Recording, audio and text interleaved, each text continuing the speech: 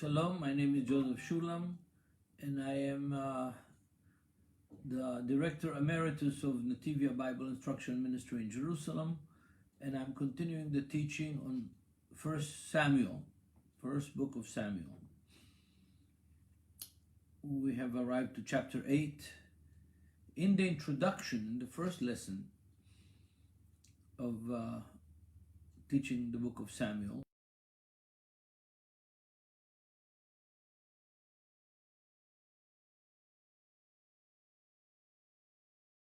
that it's a book of transitions. Transition from the period of the judges to monarchy. A transition from centered attention on priests and temple and tabernacle to moving the attention of the biblical narrative to prophets and not to priests.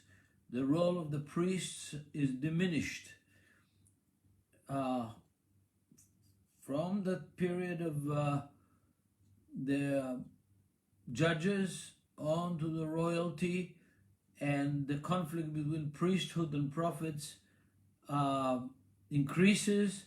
So now we're in chapter 8, and it's one of the most important chapters in demonstrating this transition. And yesterday we witnessed the transition from the Republican Party to the Democratic Party in the United States, from Donald Trump to Joe Biden, a major transition. And here we are again now, just scheduled, you could say by chance, to talk about, government transition. So I'm going to start from chapter 8. May God bless our studies. Chapter 8, verse 1. Now it came to pass when Samuel was old that he made his sons judges over Israel.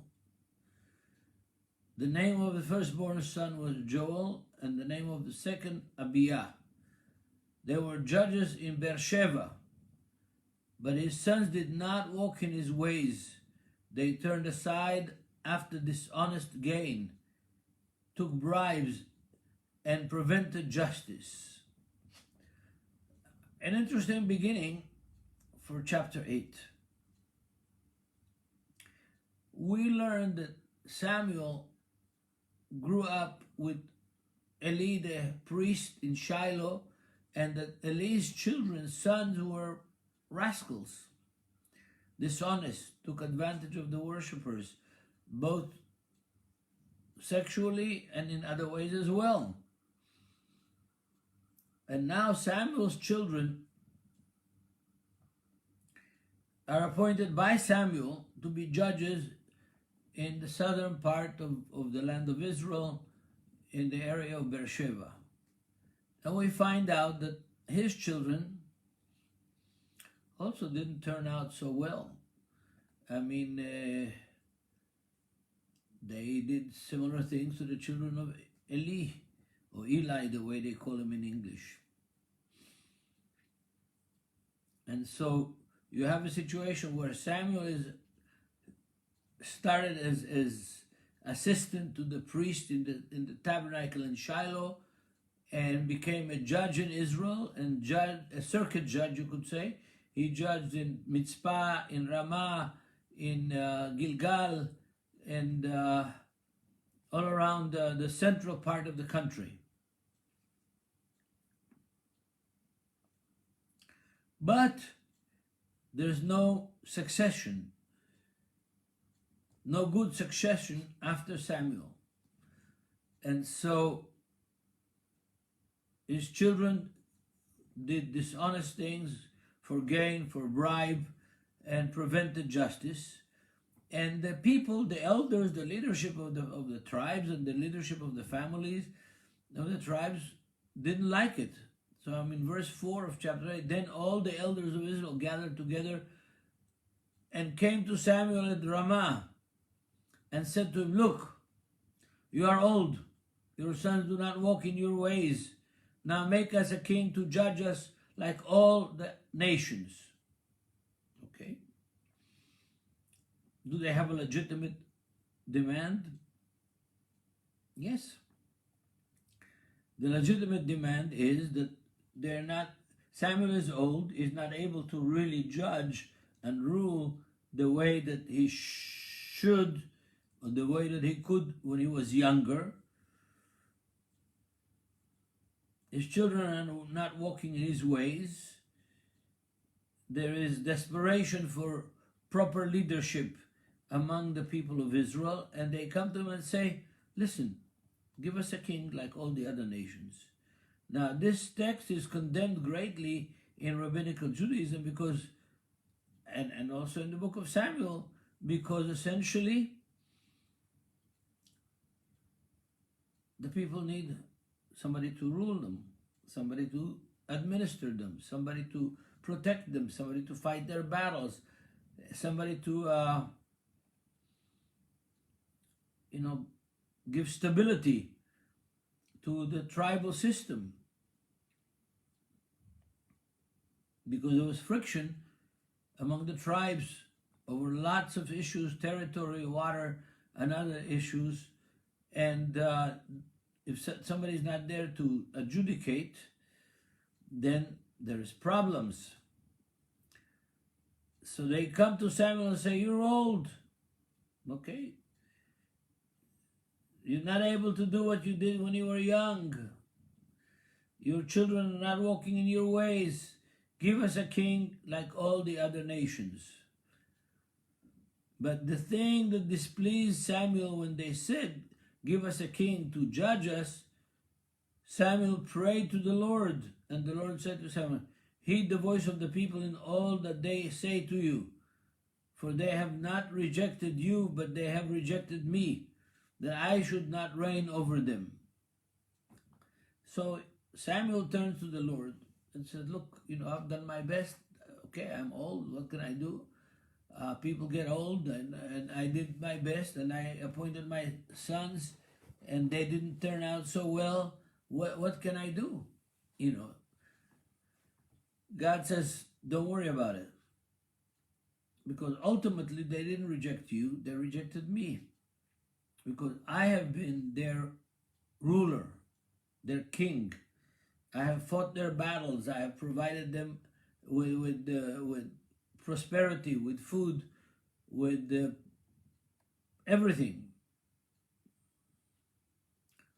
And so don't, just do whatever they ask you to do. Heed the people.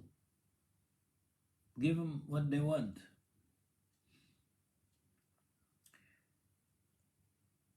This is an interesting thing,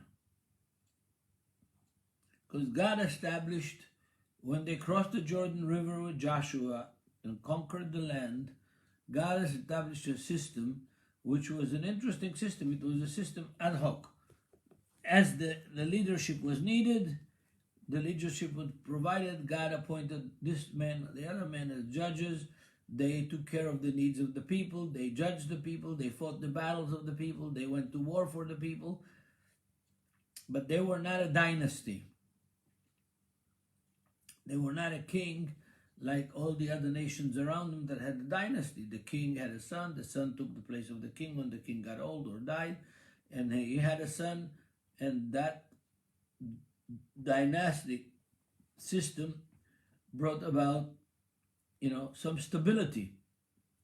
The system of the judges, there was no stability. And the refrain in the book of Judges is, "And there is no king in Israel."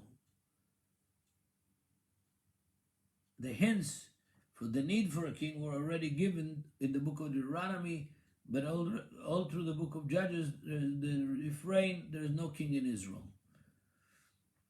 Because the people wanted and they didn't have.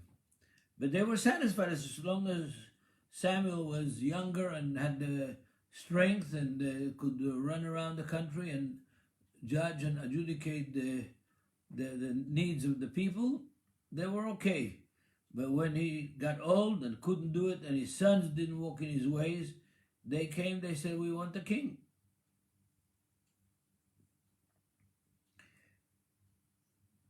And verse 8, according to all the works which they have done since the day that I brought them up out of Egypt, even to this day, with which they have forsaken me and served other gods, so they are doing the same thing to you also. You know, they rejected me, and now they're rejecting you. Don't feel so bad about it. That's what God says to Samuel. But we are witnesses from the previous chapters that Israel, and archaeology is a big proof of this, Israel was syncretistic. They believed in God, the God of Abraham, Isaac, and Jacob, the God that took them out of the land of Egypt, but they also adapted the gods of the Canaanite, the local gods, Baal and Asherah, and the other gods of the Middle East. So there was a complex situation. On one hand, the leadership of the future is not stable. The future is not stable. And the other one, the relationship with the Almighty God is on shaky ground as well. So a second time in verse 9, God tells Samuel, now therefore heed their voice. However, you shall solemnly forewarn them and show them the behavior of the king who will reign over them.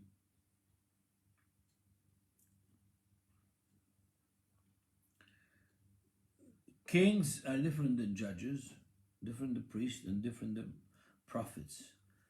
They have a totally different paradigm of rulership.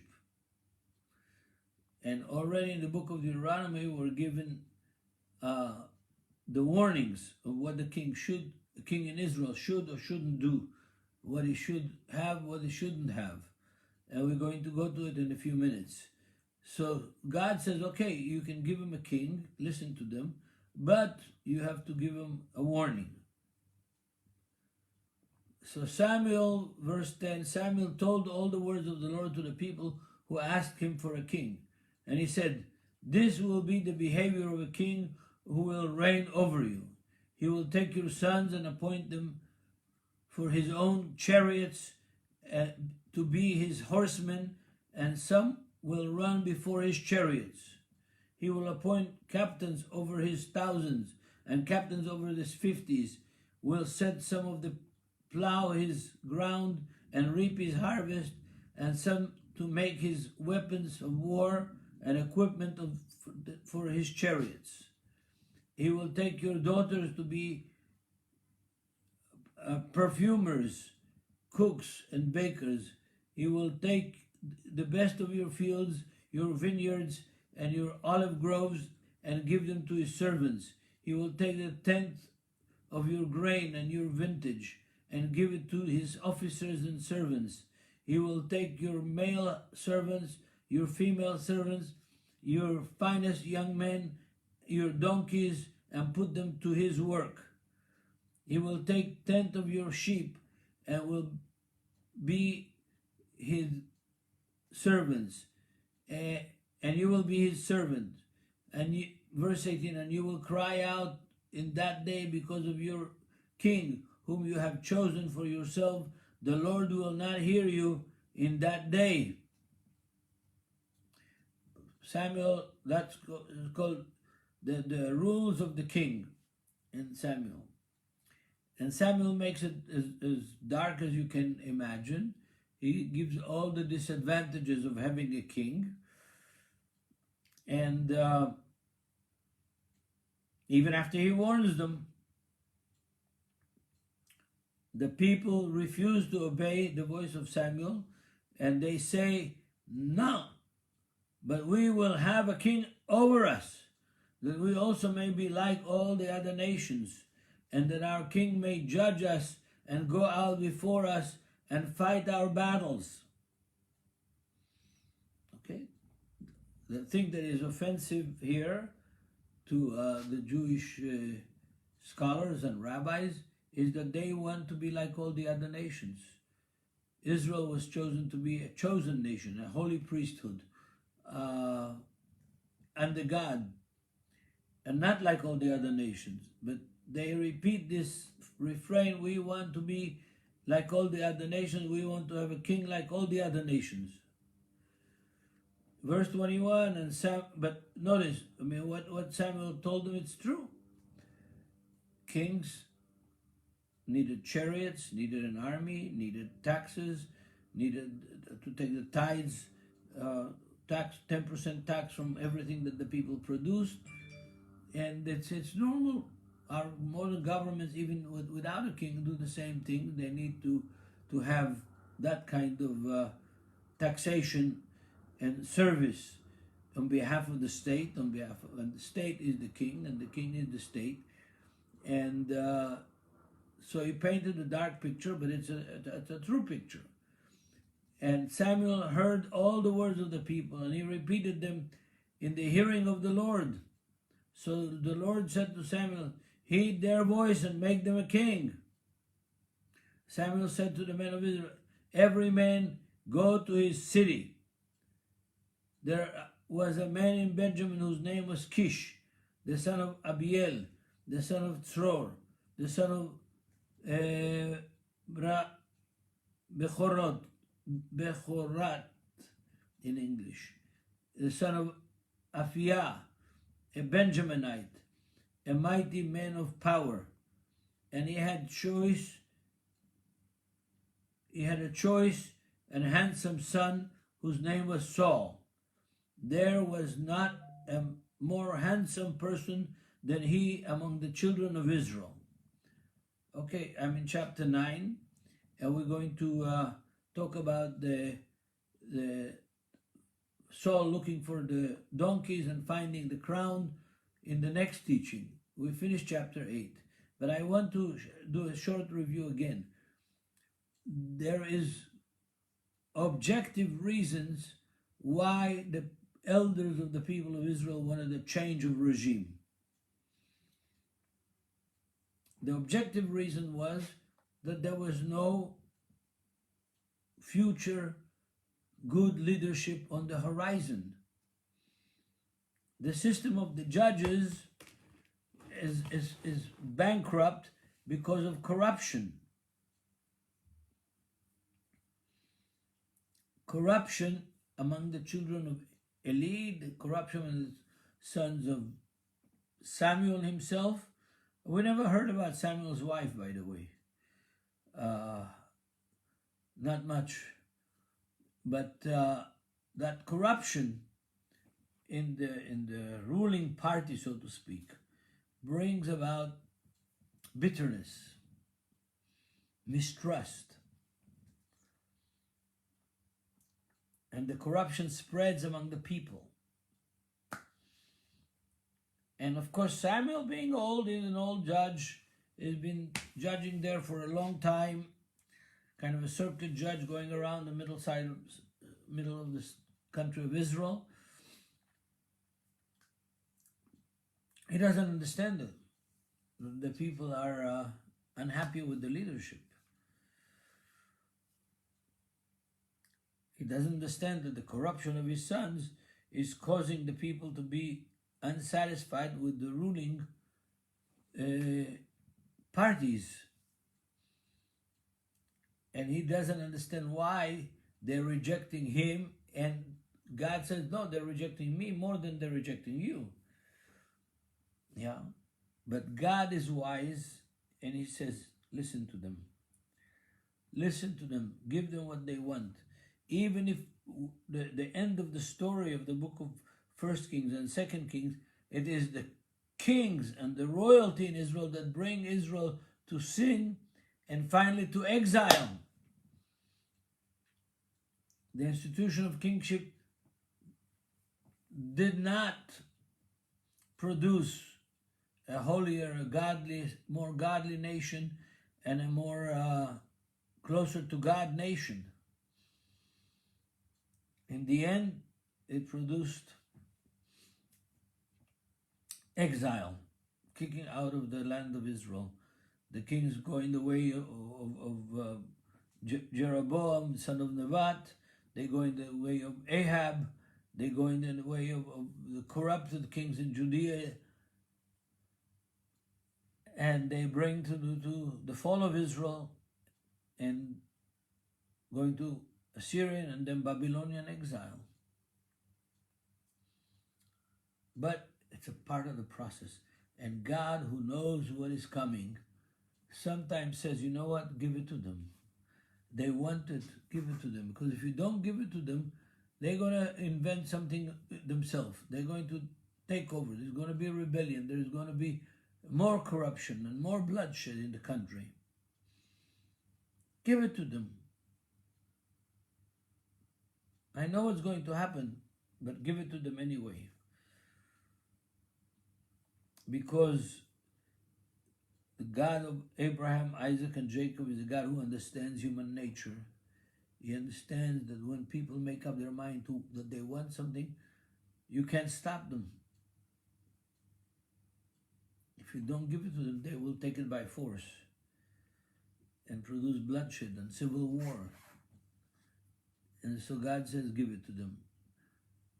You know, fathers and mothers sometimes do the same thing. They're tired of the nagging. They know that whatever the child wants is not really going to be good for him, but they give it to him anyway because he's nagging, because he's complaining, because he wants it, and he's not going to be quiet until he gets it. And that's how God treats this situation. He says they want a king, warn them this and this and this is going to happen.